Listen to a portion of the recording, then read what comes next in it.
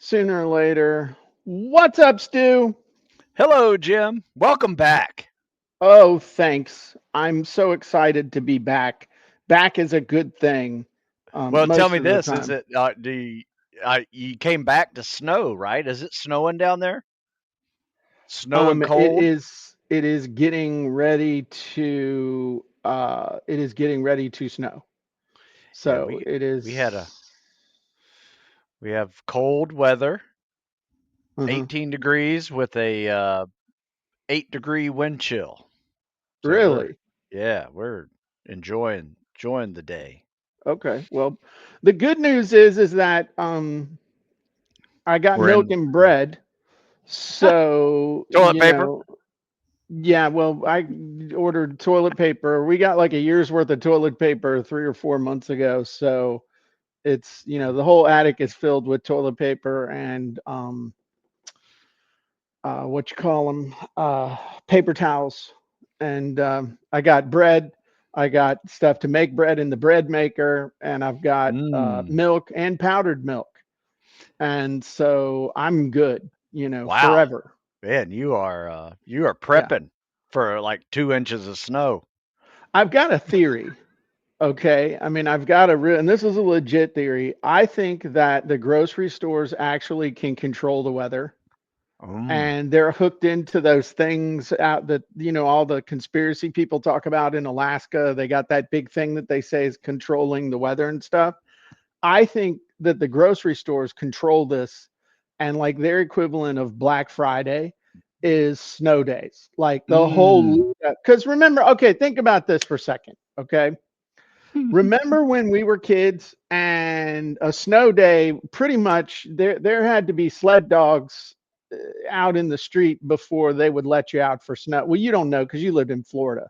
Right, right.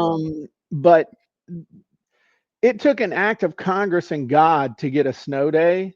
And then this stuff of like canceling school 3 days in advance. My principal used to go out the side door and go like, nah, the little rats will get home okay. It'll be all right. And then just go right back in. Yeah, So I'm just not 100% sure that this is the best way to handle it, but it is what it is. So yeah, yeah. we're Well, working. we used to have no need for seat belts and smoking on airplanes. So I don't know. I don't know what's better, Jim. I thought you were going to say no need for seatbelts and smoking on school buses. I thought that was what you were going to say. Um, but yeah, I guess. I guess. Anyway. So what are we talking about today, Stu? What's the plan? I had a major technical malfunction that I was able to fix, so I'm excited about that. I have down today that for the Jim and Stu show, what were we supposed to talk about? Today we were going to talk about order bumps. Order bumps, Stu. But I don't want to talk about order bumps. You know what I'd like to talk about, Jim? What's that? I'd like to talk about what you accomplished while you're on vacation. All right, because every time you go on a vacation, you know, your brain settles down.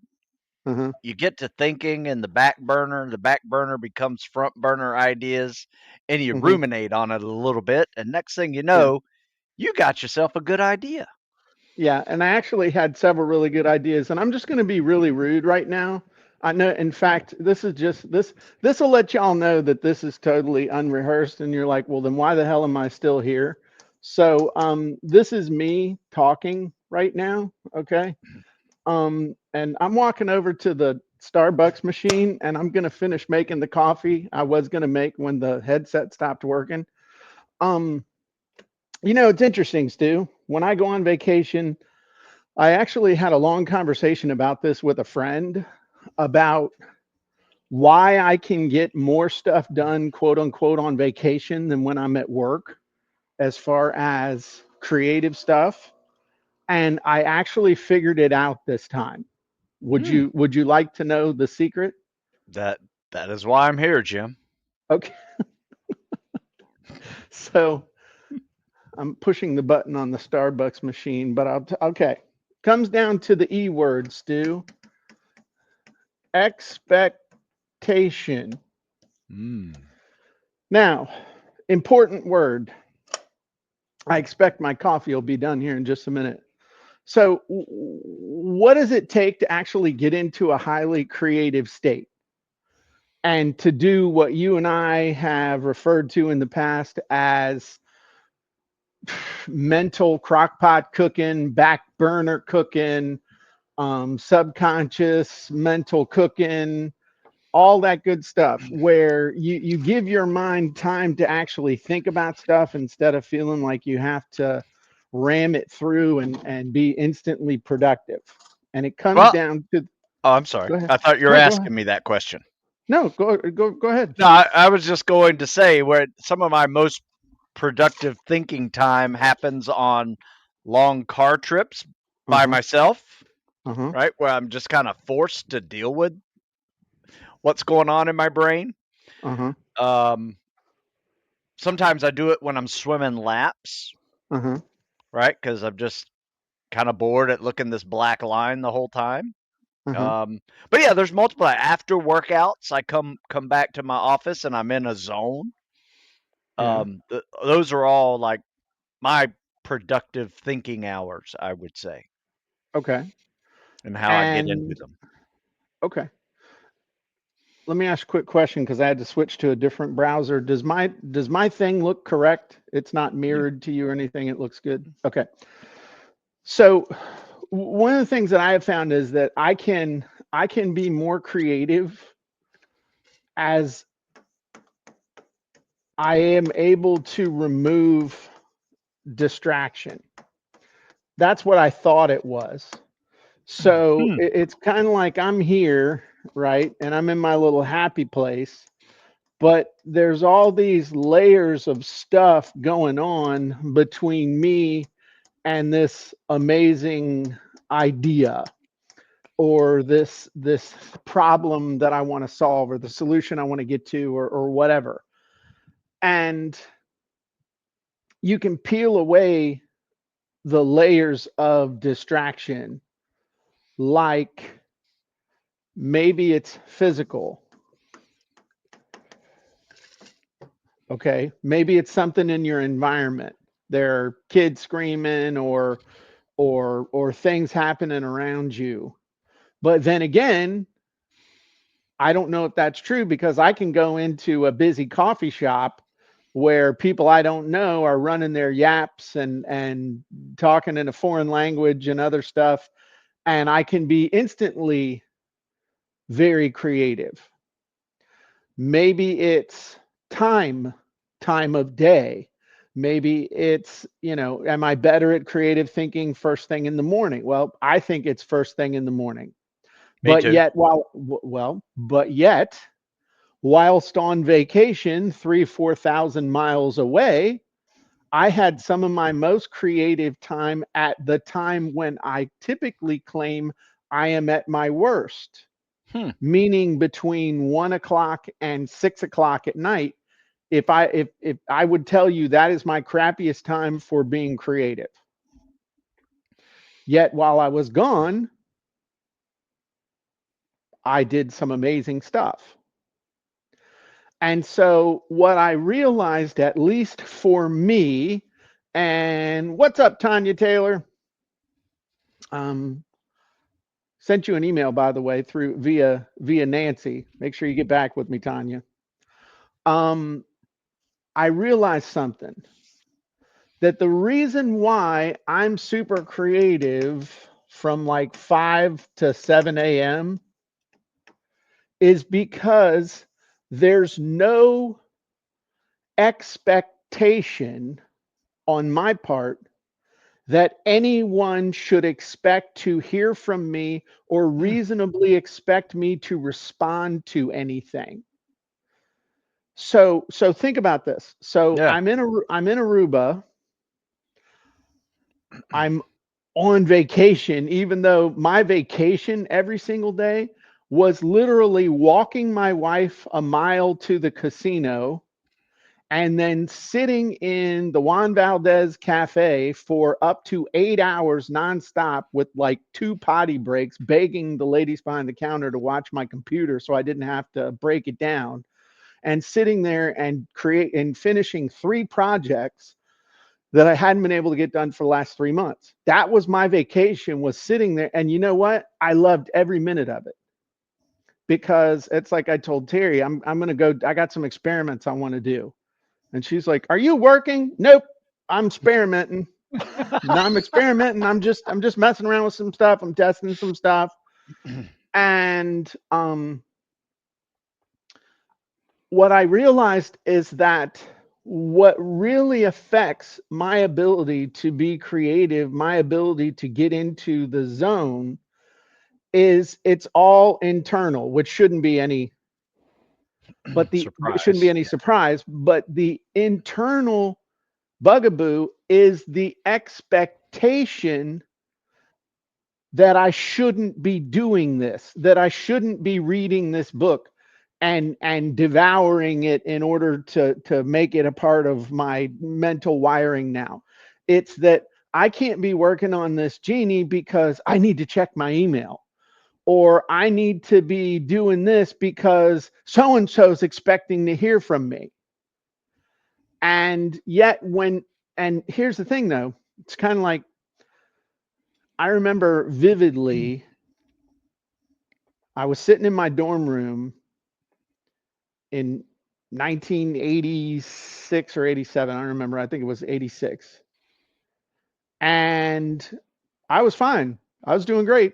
I was just sitting there studying, doing my thing. All of a sudden, there's a pounding on the door, flies open. My buddy Cranston comes in. He screams, "Turn on the TV, turn on the TV." And in the last 10 minutes, the Challenger had blown up. And everybody was all freaked out that the space shuttle had blown up. But until I knew that the space shuttle had blown up, it didn't bother me. In other words, until you have an expectation that something else should be taking away your attention from your deep thought, there's no reason not to have the deep thought. And so I know this is getting kind of weird, but I did want to talk to you about this, and y'all pipe in whether this makes sense or not. But it's not the external expectation. It's not somebody's waiting for me. It's not somebody sent me an email and they're waiting for a response. It's not this and that and all the other stuff.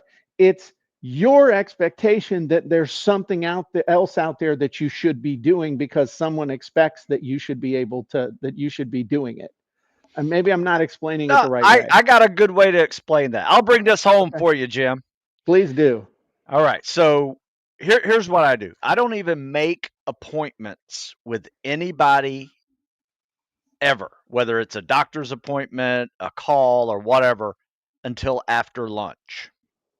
Because I know between 7:30 when I get home from morning workout and until noon, I am at my best at creating things and just Mhm. getting things done creatively, right? Articles and newsletters and videos and live Q&As, podcasts, whatever those are. And then after lunch, I'm be honest with you, I'm kind of tapped out. Like my Yeah. brain is like, whew, I got like 2 podcasts done and a newsletter and an article. I'm kind of fried. All my social media posts checked, right? So now I have to take a little lunch break, come back, and I'm hitting all the things that I know I need to hit. Answer emails, process orders, all the admin side of the business. And for me, I've been doing that for 25 years now. It works. It works very well for who I am. Now, I will say this, as I've been on vacation and I didn't have those other expectations of me, I agree with Uh-huh. you. I have spent, I locked myself in a room for a week, didn't do anything, and, worked on a book 10 hours a day. Right.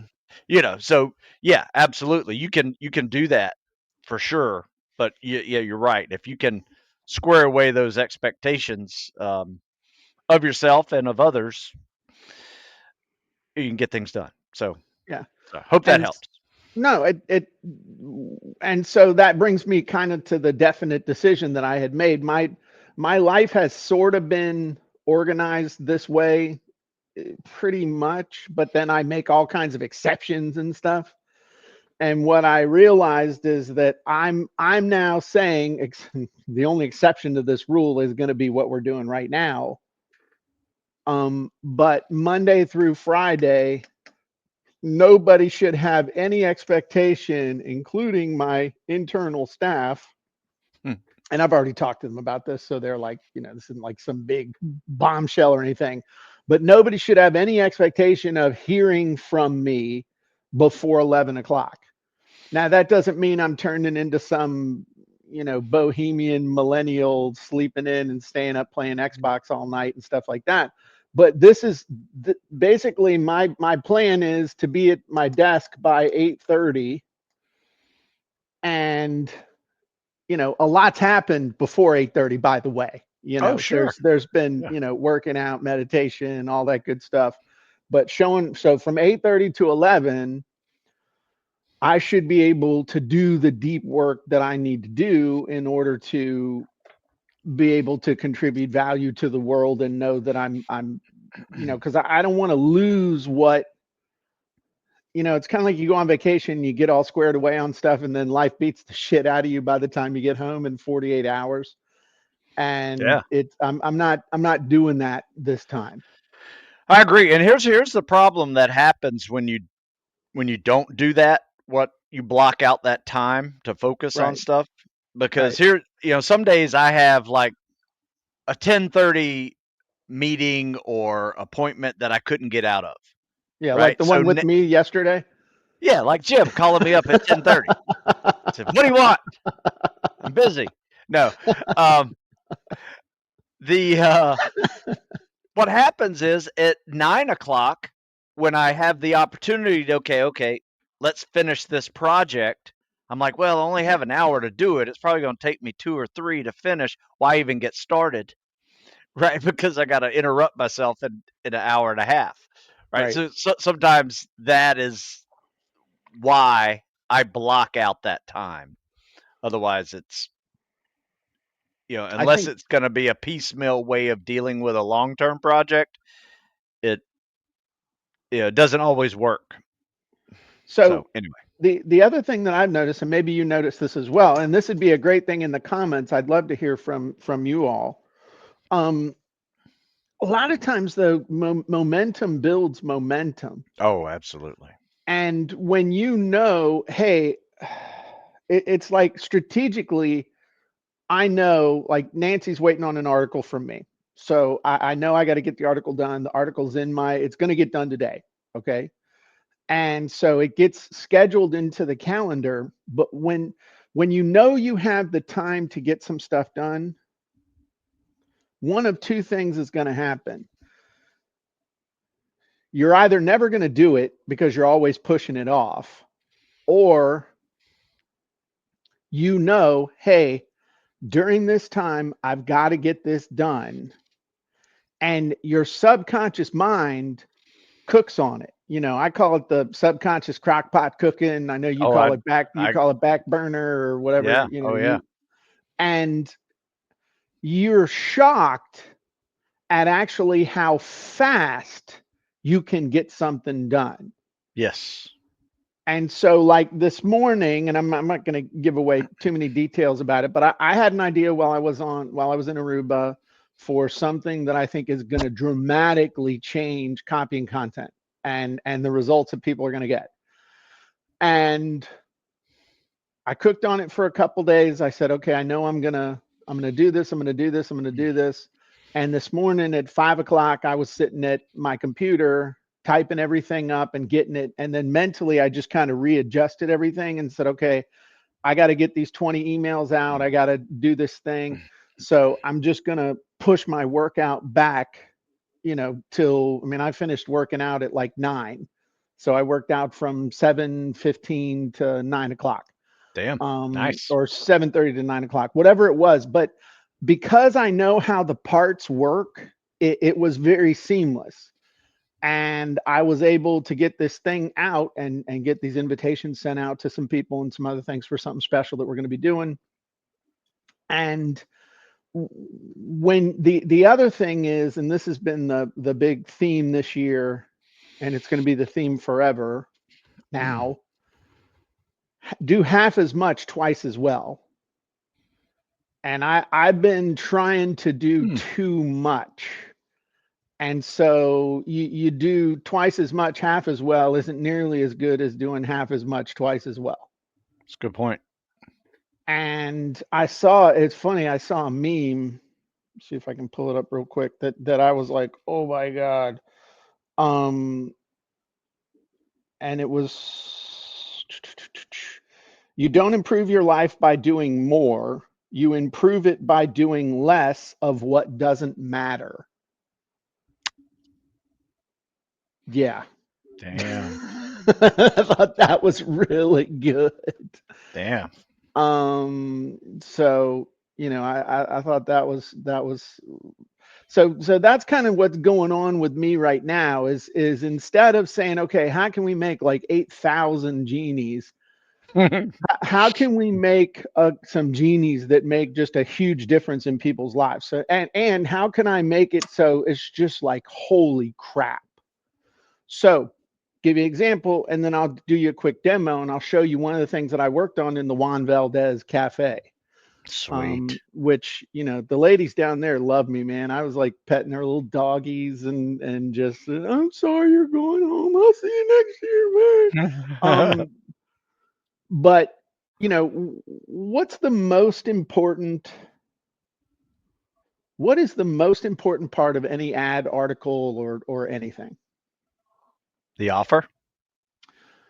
before that? The hook? Exactly. And so, I can't even tell you, honest to God, dude, I can't even tell you how many books I have on copywriting and headlines and sales letters and offers and advertising and everything. I mean, I've got to have, dude, between reports and I mean, at least let's say 100. Okay. And I've read them all, read some of them multiple times, but there's one book in particular. If I was going to tell you there was a single book that has had more of an impact on my life or anybody's advertising and understanding, it is a book by a guy named John Caples called Tested Advertising Methods. It was written, I believe, back in the 20s. The dude is a Naval Academy graduate. Nice. Go And Navy. he is go Navy, beat Army. What's the name of the Um, book again? oh, it's called Tested Advertising Methods. He needs to And work on that hook. bro, it's just, from back in the day. just joking. So this honest to God though, Stu, this book has influenced more people on advertising and headlines specifically. I mean, the dude basically the whole book's about headlines. Yeah. Because even then, like the headline was the thing. So again, I can't even tell you how many times I've referenced that book. Most recently, it's been while in my little sweat box downstairs at 135 degrees. It's called the sauna, and I've been sitting there reading it, sweating on it, you know, going through it again. And when I was walking down the beach in Aruba, I said, dude, if if I could take that book and turn that book into a genie, how flippin' cool would that be? And if I could take that book, turn it into a genie, and hook the easy button to it, Mm. how cool would that be? And Yes. then so I mean, this is the kind of thing that I, working on. So I did it. And when I did it, I was like, I mean, it took me a while. Um, and when I got it done, I wandered over into the Alhambra Casino and told Terry, I said, I just did something really cool. And I told her, and she said, "That's nice." No, she said it was cool. But do you want to see it? Because it's like the headline's the most important thing ever. And It if I is. could take the most important stuff from this guy's book and turn it into a genie, because basically what he teaches is that there are 7 different primary types of headlines. It goes into a whole bunch more, but the gist of it is there's 7 main categories of headlines that you need to be able to generate so that you can test them. Okay. So do you want to see it? Yes.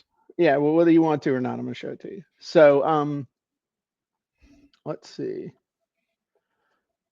Allow StreamYard to select the screen. Oh, crap. Yep. That's the good one. All right. Allow. Praise God. Okay, so the cool thing is that you can load your avatar and you can load your offer on this. All right, and you're like, oh my God, I got to fill that whole thing out. Calm down, Skippy. We're going to write some headlines, Stu, for your new mental toughness course. Using the Okay, easy button. that's right. So, hopefully this check. Yes, it worked. Okay, so I'm gonna say what I know, and then you're gonna tell me anything else I should add. Okay. Okay.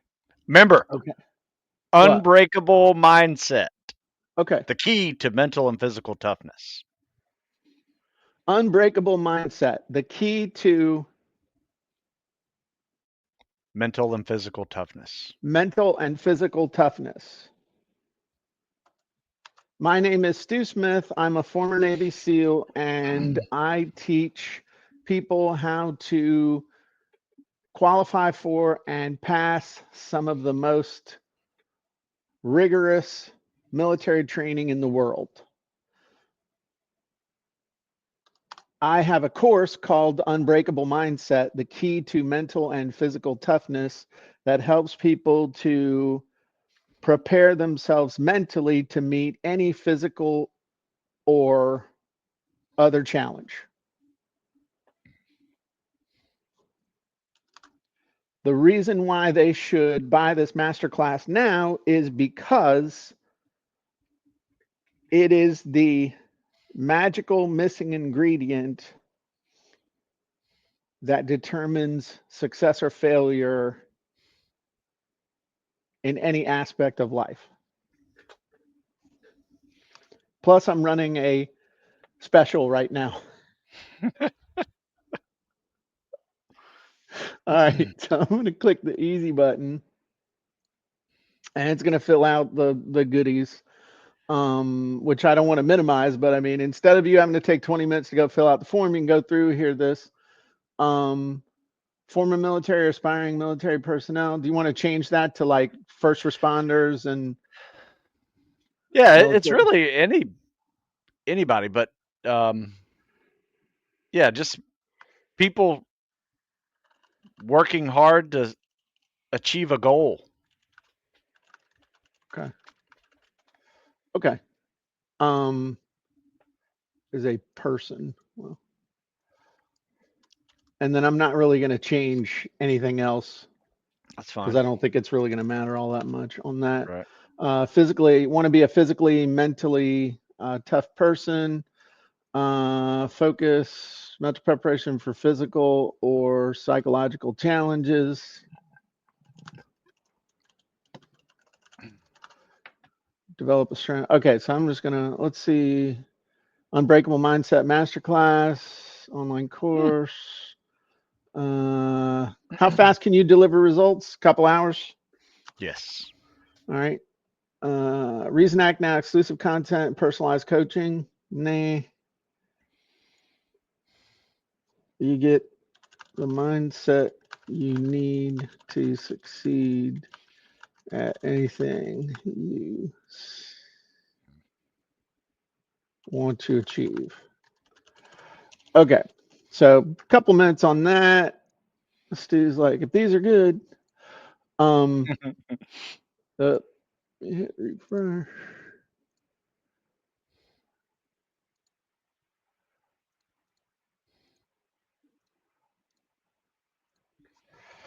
Unbreakable mental toughness. I didn't spell it right. Doesn't matter. Okay, Okay. so now the cool thing is that there are, again, the 7 headlines. Mm. And so the first wish is 7 quick hit headlines, which is basically it's going to generate one of each. Mm. So, direct headline: unlock the secret to an unbreakable mindset in just 2 hours. What if you could face any challenge with unwavering confidence? Introducing the Unbreakable Mindset Masterclass. Transform your mental toughness today. Are you ready to break through your mental barriers and achieve your goals? Discover 7 proven steps to build mental resilience and conquer any challenge. Why you need the Unbreakable Mindset Masterclass. 3 ways that will transform your life. And take control now. Start your journey to unstoppable confidence today. So, the 7 main types of headlines that he really stresses in that book are direct, indirect, news, question, how to, reason why, and command. Mm. So there's got to be at least one on there that you like. Um, Personally, I think this would make a great title for an article. And this right here, I think could be a great headline to go on a one time offer page. Okay. Now, we won't get into what each type is because I'm going to do a master class on that in the not too distant future. So I'm going to Okay. teach you about each one. But the indirect one is, in my opinion, kind of the one you would think about for content or social media or something like that. But unlock the surprising secret that transforms uncertainty into unstoppable confidence. Discover what high achievers know about conquering the mental barriers that hold you back. Imagine effortlessly tackling any challenge with a mindset that defies all limits. Now, Mm. here's the thing that I want you to think about. If you were using those headlines, let's say you were offering that one time offer, you were offering that unbreakable mindset as a one time offer for one Right. of your books, you would just tie the headline to the topic of the book that you just did the one time offer. I mean, they just bought or whatever they Mm-hmm. just bought, develop unbreakable mental toughness to make it through buds. Everything else in that sales letter could be the frickin' same. All Yeah. you got to do is just change that headline. Yeah. But anyway, this, if you need headlines, I mean, it's pretty And then you cool. test them. Test them. And then you test them. Yeah. So I'm gonna, like I said, I'll be teaching a master class on this in the not too distant future, and I think people are going to be able to get some really good use out of this. So anyway, that was one of the things that I worked on. If you're a copyingcontent.ai member, which you all should be, let me know if you'd be excited to play with that. Cool thing. So, what else did I do? Well, I totally revamped one of the main genies. I'm not going to tell you which one, but I did so much to it that we had to upgrade the entire system. That we will be doing that at 3 o'clock today. We Hmm. literally had to change the underlying software to do what I wanted to do. Oh, dang. And the third thing that I did was one of the things that people have been asking for a while, but I just couldn't figure out the way to do it is, oh, thanks, C Ray. Um, is basically how to do a sales presentation and have it automatically put together a sales presentation for you. Not just a presentation, but a presentation around making sales. And there's a very specific way. So typically a sales or a teaching presentation is pretty much, you know, what to and how to. A little bit of why to. But a sales presentation typically is what to and why to. But it's done in a very specific way to break down people's beliefs and replace them with other beliefs so that they want to buy whatever it is you have to sell. So I got it done. That's all I'm gonna say. I mean, I showed it to you, and you were like, "Holy crap!" Yeah. Um, and so probably are going to roll that out in the next couple of months. To the point that I need to rearrange kind of the training schedule that we had laid out for the year because we weren't going to do sales presentations until later, but I think that this is important enough that we need to do that again. So, those of you that are already members, you'll find out about that. If you're not a member yet, you should be. So anyway, Tell me this, Jim. How are you planning on teaching the sales presentation? Is this like a one pager that someone can read? Is it a presentation that you give at a board meeting, or is it like an elevator speech that you got like 3 minutes to do? so the interesting thing, I'll just answer out and say yes, Oh, because one of the things that you need to understand with a sales presentation is that how much you give or how much you don't give is going to be based on how much time you have. But a sales presentation is a sales presentation, whether it's 30 seconds, 3 minutes, right. 30 minutes, or an hour. And ultimately, what you're trying to do in a sales presentation is to sell somebody on an idea so that it makes them want to spend money to buy something. If you really think about a sales presentation, that's what it is. You got to sell somebody on an idea that makes them want to spend money on something now, Yeah. as I mean, how opposed many to how many waiting. times have you seen something that you just said, "Take my money"? Oh, I'm wearing it. Yeah, it's just like a few things that, and then Right, every time I get that "take my money now," I try to go and reverse engineer that and right, say, "Why did I do this?" right. Right? It was because of boom, boom, boom, boom, boom. You know. Yeah. Anyway, yeah. Well, and That'd be and cool to learn all that too. and interestingly enough, it has very little to do with logic and everything to do with emotion. But what Mm. happens is logic gets in the way of releasing the emotion. Yes. And so the way that you can remove the faulty logic and release the emotion is a combination of addressing people's objections and also with storytelling. So Yeah. that's always been the key. And there people have written huge books on it. I've made software to do it in the past. Did something with Russell Brunson on the perfect webinar, some other stuff that is good. But when you see this, you're going to be like, holy crap. So that's exciting. So that's what we got.